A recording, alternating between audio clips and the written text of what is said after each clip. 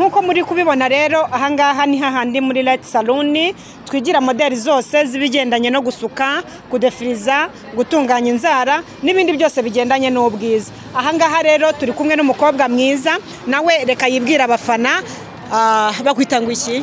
Mutoni Uwase Vanessa. Yes, uyu mukobwa mwiza muri kubona bamwita Umutoni Uwase Vanessa. Ndaje nsanga ari muri Light Salon, ahangaha ni live, arimo arasuka umukiriya. Rero ibi bisuko uri kumusuka babyita ngo iki? Ponytail. Babyita ponytail? Yego. Menshi niyo bita ponytail cyangwa ibisuko nibyo byitwa ponytail? Menshi yitwa ponytail. Yes. Ibisuko babikora muri menshi yitwa ponytail. Yes, menshi bayita ponytail ariko noneho na bino bisuko babyita ponytail. Ibi ni ibisuko mukunze kubona ko uyu munsi biri ku isoko ry'umurimo cyane, babyita boho. Izi boho rero aka kanya ubu ngubu Vanessa we umukiriya we yahisemo yuko ari buzisuke muri ponytail. Rero kandi murabona ko ni bisuko byiza. Uyu nguyu Vanessa ni umukobwa mwiza kandi azi gusuka cyane cyane. Murabona yuko nibisuko yasutse birakeye. Vanessa, wabwiye nimero abafana bakazaguhamagara nabo ko bari barabuze umuntu ubasuka ponytail akabasuka boho zimeze gutya.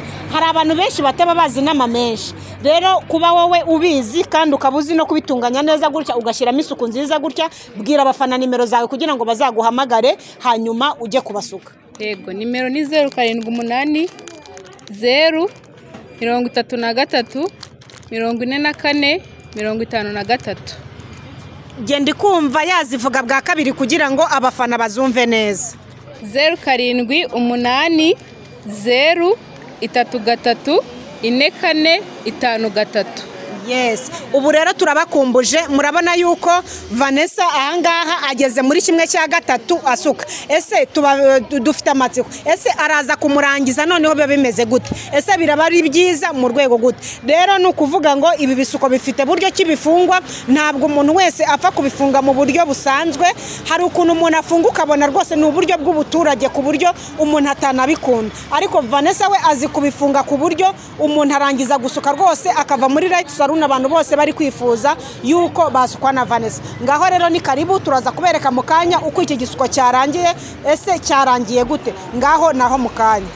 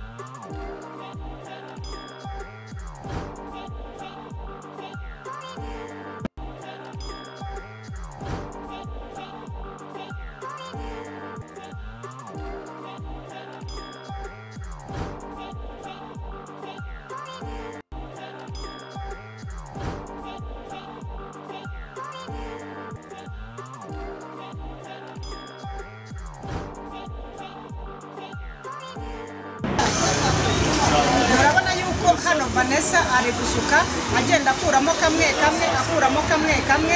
agashyira aho ngaho, ari cyo twavuga ngo twita boho. Nuko agenda asiga agaplante gato. Vanessa muri kubibona yuko atangiye gucunga ngo noneho agiye gutangira kanweri. Nimukurikire cyane abiga cyangwa se abashaka kugira abashaka abantu babasuka. Murabona aratangiye asutse agatuta k'umusatsi gusa, yunzemo agaponytail gatoya. Yunzemo kandi ka kabiri. Yunzemo n'akandi ka gatatu. Ahise atangira gukuramo kamwe, akuyemo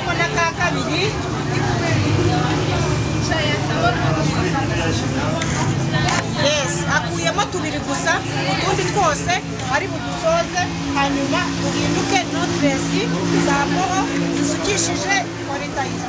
Ngaho rero aho muraye.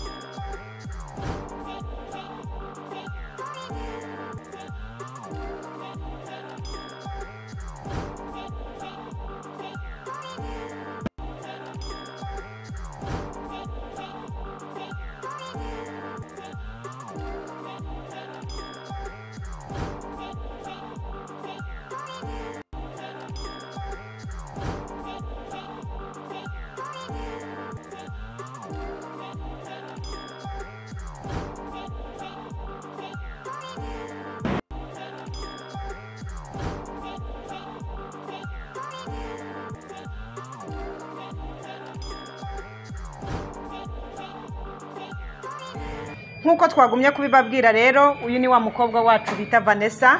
Rero aka kanya nkuko mwatangiye bibereka yarari kubereka notress zisukishije menshi yitwa ponytail. Ibi ni bya bindi bita boho wajya kubibona ukibaza menshi bashobora gukoreshamo. Uyu munsi twabahitiyemo ubwoko bwitwa ponytail kugira ngo nawe nubushaka uzaze Vanessa agusuke asuka notress neza, asuka ibintu byiza cyane kandi mutibagirwa ko natwe turabyigisha. Vanessa ni umunyeshuri wacu waharangije, murabona yuko twigisha neza cyane. Nimero ze niyongera zibibutse kugira ngo muzamuhamagare abasuke bino bisuko byiza. Murabona ko uyu mukira wacu araberewe. Babwire nimero zawe. Nimero ni 0780 3 3 4 5 aha. Ushaka kwiga rero hamagara 0788 42 5014 hanyuma uze muri Light Saloon aho dukorera hano ku muhanda umanuka ujya 12 ni munsi ya etage yitwa Freedom House. Iyo uri kumanuka uragenda ureba iburyo ukabona icyapa cy'J141 uhita wasanga Clarisse Light Saloon Company Limited. Ngaho rero ni karibu, ni muze muri Light Saloon tubasuke kandi tubigishe mu gihe gito cyane. Murakoze.